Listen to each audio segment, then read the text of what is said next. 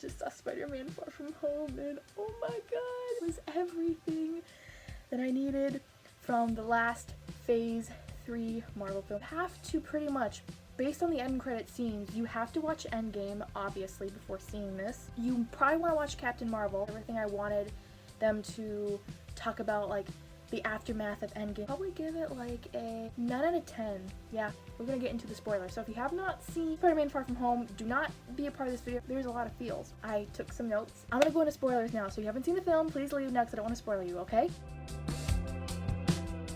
The opening we start in the Mexico City and we see like the elementals, which I don't know much about. The only one that I know about is Hydro Man from the old Spider-Man cartoon where he like steals Mary Jane. Kind of heard he was going to be in this movie. I was very excited and he was really good in the film, but I wanted to see more of him. You know, maybe we'll see him again back at the school addressing the snap, because even in the high school you have to address the snap. They never really addressed it fully because like how are all of people like Flash, Betty, and Mary Jane, MJ, how were they still there? Because all of them blipping out seems like a little convenient for the plot. Just deal with it because that was not that. I'll deal with it. School does a little montage and it shows Tony, Cap, Black Widow, and Vision. I'm guessing since Captain America's there, we saw him at the end of Endgame and he was like 95, 94, his real age.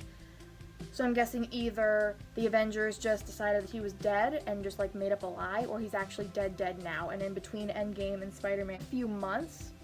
So I'm guessing he like actually just passed away in those couple months, which is sad now. Put a lot of Tony Stark in there. Everywhere you went in the classroom in the beginning when Peter's talking to Ned about having this list of plans he wants to like plan a romantic trip when they go on their trip to Europe with MJ. You can see in the background there are like artworks of Iron Man and it's sad to see. He's not just Tony Stark and Iron Man to Peter, he was a hero to the whole world. Everyone, not just Peter, but the whole world is feeling his sacrifice, mourning for him.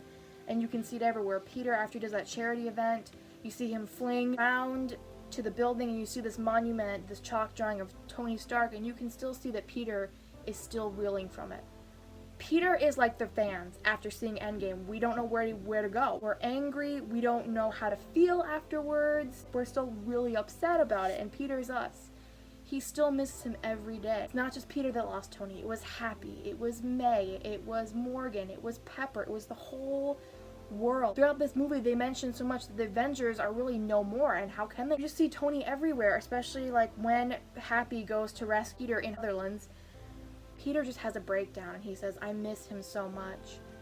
And Happy's like, I do too. He was my best friend. I really thought we were gonna like see Tony in this movie just in Peter's glasses, because I had this theory in my head that like with Jarvis, the glasses were gonna have like Tony Stark's essence in them. Like, he was gonna be Friday to Peter, but he wasn't. It was just Edith. I full on crying until Peter and Happy were talking in the Tony Stark plane, and Peter was like breaking down, be like, I miss him. I miss him too. I was a little iffy on Mysterio from the beginning because in the comics and in the TV shows, he's a bad guy. Vulture, bad guy. I don't really know how to feel about him. I'm kind of iffy about him. I like Jake Gyllenhaal and I love the Mysterio costume. I don't know how that was gonna translate into film, just 'cause it's a really like dinky costume, but it works. I have faith in Marvel, like, to translate costumes really well. And so I didn't really trust Mysterio from the beginning. I liked him. He seemed pretty cool.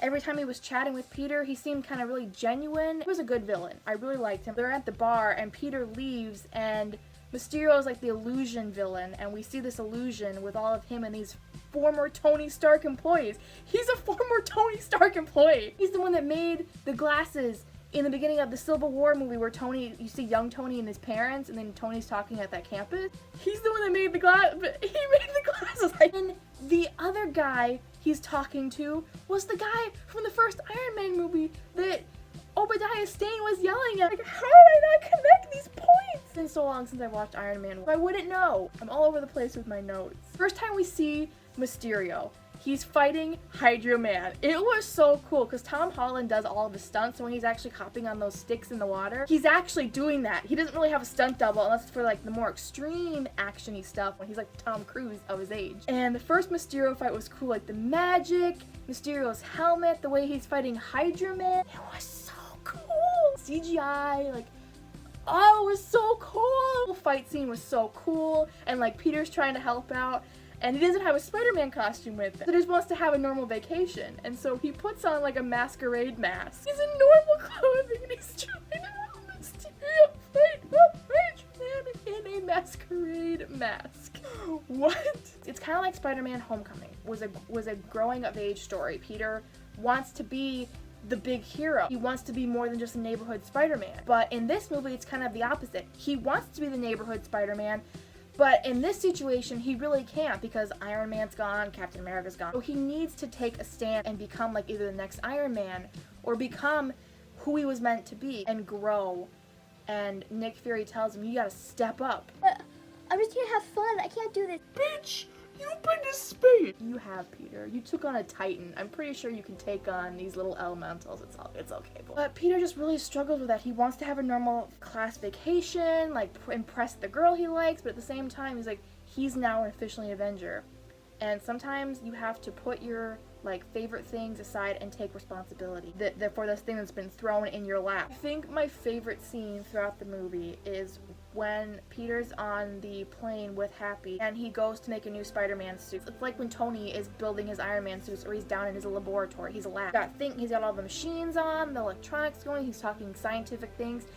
And Happy looks at Peter for a good like second or so and he's smiling and you can see in his eyes that this is Tony. This is the embodiment of Tony. This is what Tony does. He likes to tinker. He likes to push the envelope, give himself new gadgets. That's what Peter's doing with his suit. He's like a mini Iron Man, and Happy sees it, and the rest of us sees it by giving Peter those glasses, giving him the responsibility of having all that, like, Stark Industry power, like those missiles. You can see that Peter's earned it, that Peter may not be as great as Iron Man, because no one could be great as Iron Man, even Happy says it, but Peter is pretty close. He learns his lesson. The end battle is like really cool. All of his things are illusions.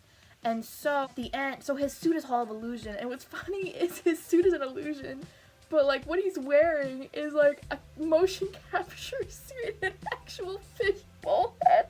He's actually wearing what Mark Wahlberg, Robert Downey Jr., and Tom Holland all have to wear to like do a motion capture for like the Iron Spider suit and Hulk, and he's actually wearing it in the movie. We actually see him and he looks so ridiculous while all the actors look I can't. The fight scene that goes down. Mysterio ends up getting shot and he dies. Says something like execute them all. By all he means the drones. Peter ends up giving the glasses to Mysterio, which was a bad idea. And that's when that's the reveal we get from Mysterio being, oh, I'm pretending to be a hero. The end credit scene, we see Peter and MJ are finally together. Peter took MJ on a swing through New York, which is so cute. Before Peter can jump away, you see the electronic screen, you know how they have in Times Square. And it has James Jonason on it, who the actor who played James Jonas in the original 3 Raimi Spider-Man films. He's talking about this video that Mysterio left before he died. And Mysterio makes the illusion to look like Spider-Man killed him, and that Mysterio was still a good guy, that Spider-Man killed him, and that Spider-Man's a villain. And I'm like, not only do they introduce the Daily Prophet, they introduce James Jonason and because if you don't remember, James Jonason is always getting after Spider-Man, thinking he's a menace. Now they put that in the live-action movies. Mysterio says who Spider-Man is, and I'm like, oh no, they know. They think Spider-Man's a villain now, and they know it's Peter, and I'm like, what is happening? Also, during that end battle, it's really funny. Happy and some of the kids are trapped in this vault, and Happy throws like a piece of metal at one of the drones, and it misses him, and he's like, I'm too old for this. Like, he's trying to be Cap, but he can't be. Peter does the same thing at the end battle in his new suit, which, by the way, when the first trailers came out, I hated on his black and red suit. I actually really love it, and the film was really good. But Peter takes up a piece of, like, metal and, like, a thing that resembles Thor's hammer. He's trying to be Captain America in Endgame, and it doesn't really work out, but it's really funny, and I like the homage to Endgame. Second end credit scene we get, see Nick Fury and Maria Hill driving, and then all of a sudden, Maria turns into a Skrull, and I'm like, what? And Nick turns into a Skrull, and Nick is actually Talos from Captain Marvel. See Nick on a ship with a bunch of Skrulls, and I'm like, what? Skrulls are supposed to be bad. If you've watched Avengers Earth's Mightiest Heroes and read the comics, they're shapeshifters that can turn into anyone. They're bad. Captain Marvel, they weren't like evil. This opens up the whole thing like Nick Fury's in space right now. He's in space. He's probably gonna go meet up with Captain Marvel. Those two end credit scenes, I think, were like, whoa. If I had to pick a favorite scene, it's definitely, I think, when Peter's making a suit and the plane and Happy looks at him as like, this is like Tony, he tinkers. These are all of my thoughts I have on Spider-Man Far From Home. I loved it. It was great. I liked it a little more than Homecoming. There was a lot more to it. I liked Mysterio a lot better than I liked the Vulture. All of my thoughts and feelings on Spider-Man Far From Home. Thank you guys for watching, and I will see you in another video very soon. Love you guys.